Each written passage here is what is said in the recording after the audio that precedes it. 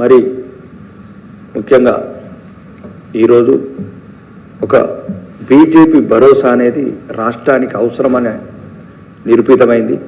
అంటే రాష్ట్ర వ్యాప్తంగా 33 జిల్లాల నుంచి ఫోన్లు, విద్యార్థులు కావచ్చు, రైతులు కావచ్చు, మహిళలు కావచ్చు, మహిళా సంరక్షణ లేదు, చాలా చోట్ల అకతాయిలు వాళ్ళని ఏ రకంగా ఇబ్బంది పెడుతున్నారు, ఎన్నో సమస్యలు.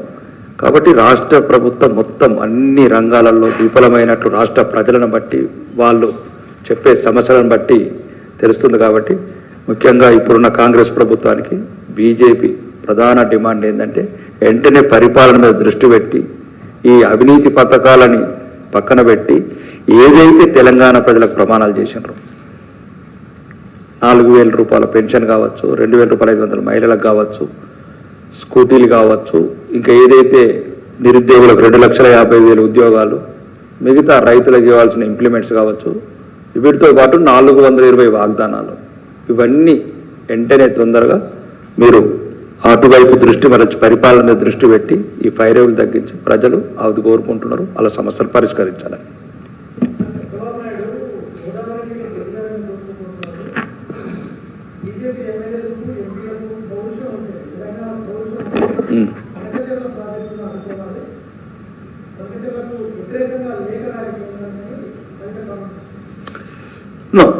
నిజంగా బీజేపీ వాళ్ళకి తెలంగాణ పౌరుషం ఉంది.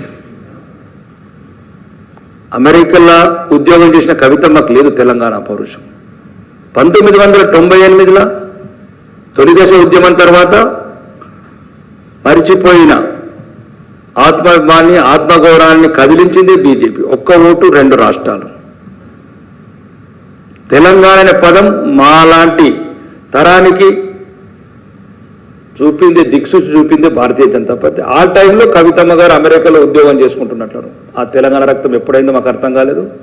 చీమలు పెట్టిన పుట్టల పాము చొరవటట్లు కల్వకుంట్ల కుటుంబం చొరవడి ఈరోజు తెలంగాణ పౌరుషం గురించి మాకు చెప్పే అవసరం లేదు. నికాసైన తెలంగాణ హిందూ బిడ్డలం, మరి హిందూ ద్రోహు బిడ్డలం కాదు, హిందుగాళ్ళు బొందుగాళ్ళు అన్న రక్తం కాదు మాది. కాబట్టి అట్లాంటి బసక చర్యలు కాదు, ఏ చర్యలు కాదు. తెలంగాణకు ఏ అన్యాయం జరిగిన, నీటి మీద కావచ్చు, భూమి మీద కావచ్చు, నేల మీద కావచ్చు, ఎటువంటి అన్యాయం జరిగినా నిగ్గదీసి అగ్గి గీసేది భారతీయ జనతా పార్టీ. అట్లాంటి స్టేట్మెంట్ ఇచ్చే ముందు కొద్దిగా జాగ్రత్తగా ఇస్తే బాగుంటుంది. అర్హత కూడా చూసుకోవాలి, ఏం మాట్లాడుతున్నారు. భారతీయ జనతా పార్టీ రోజు 30 రాష్ట్రాలలో విశాల భారతం చెందింది. ఇది ఫ్యామిలీ పార్టీ కాదు, ఫామ్ హౌస్ పార్టీ కాదు.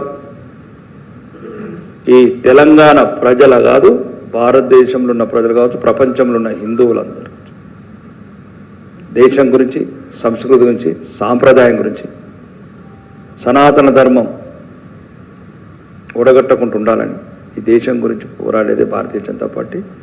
ఆ ఉద్దేశంతోనే భారతదేశంలో ఉన్న ప్రజలు అన్ని వర్గాల వాళ్ళు, ముస్లిమ్స్ కావచ్చు, క్రిస్టియన్స్ కావచ్చు, హిందువులు కావచ్చు, అందరూ ఒక్కటే 21 రాష్ట్రాలలో మమ్మల్ని కాషాయ జెండా ఎగరనిచ్చారు. కాబట్టి ఈరోజు ఈ దేశంని అభివృద్ధి పథంలో తీసుకుపోతాము. ఇది వికసిత భారత్, ఒక దృఢమైన భారత్గా నిర్మిస్తున్నాం నరేంద్ర మోడీ గారి నాయకత్వంలో.